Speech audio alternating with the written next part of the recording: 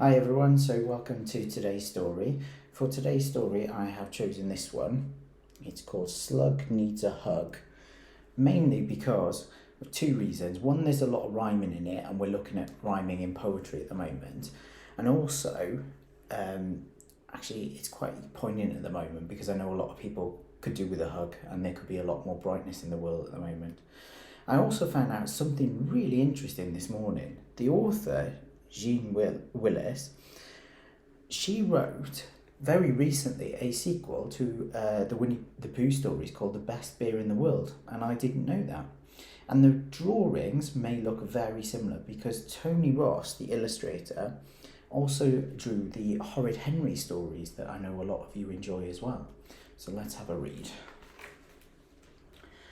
Once upon a timey, there was a little slimy, spotty, shiny, whiny slug. It's a slug. You might see a lot of slugs at the moment with all the rain that they'll be able to come out and be able to move quickly. How many adjectives can you spot in that sentence? And what words rhyme? He was wet and weedy, very, very needy, and always greedy for a hug. So who is Slug eyeing up on the rocks there? His mummy didn't hug him. It began to bug him, and he wondered why, oh why? Is she never snuggly because I am so ugly? And Sluggy with a soggy little sigh. So Slug is really sad that Mum doesn't give him a hug. He spoke to other creatures with very different features and asked them what they thought he ought to do. So which animals has he asked? To make himself more huggable, less slithery and sluggable, for sadly, Sluggy didn't have a clue. He didn't know why he wasn't getting a hug. He's asking all the other animals. Perhaps if you were furrier and fluffier and purrier, said Kitten, then your mum would hug you tight. So Slug put on a woolly hat with a picture of a cat and a furry jacket just in case she might. So he's dressed himself up to try and get him to give him a hug. You look funny, Chummy. If you want a hug from Mummy, said Bird, you need some feathers and a beak. So he's adding to himself based on what Bird has said to him. So what do you think a chummy is? Piglet roared with laughter. If it's hugs the slug is after, he needs trotters and a tail and a squeak. So all the other animals are suggesting things he adds to himself to make him different. With trotter's tail and coat and beak and feathers, Slug met Goat, who told him that he looked a little weird. Do you think the slug looks weird?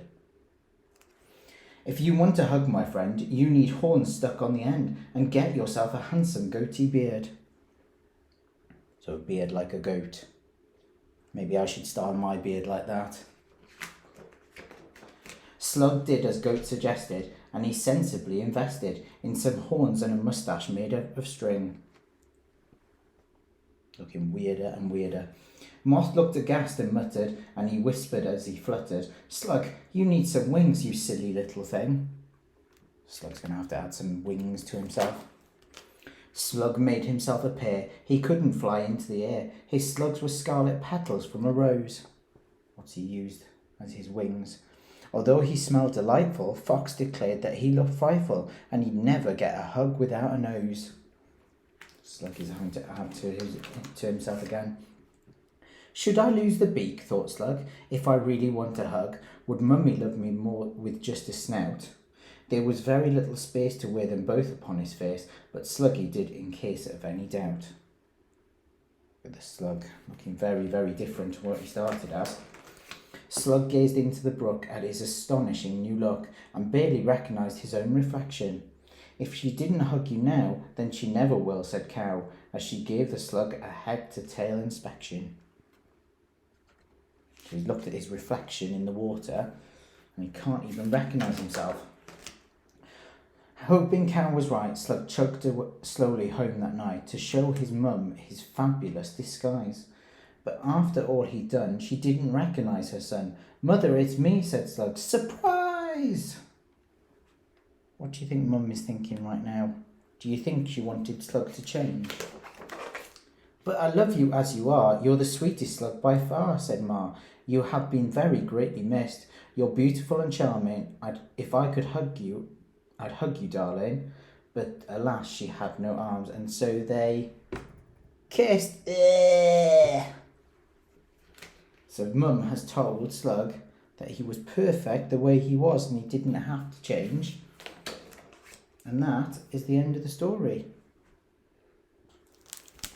And a really important message in that story is the fact that Slug wanted a hug and felt he had to change for it. But actually, the people that matter most in our lives, they love you for who you are and what you are, okay, and not what you might be.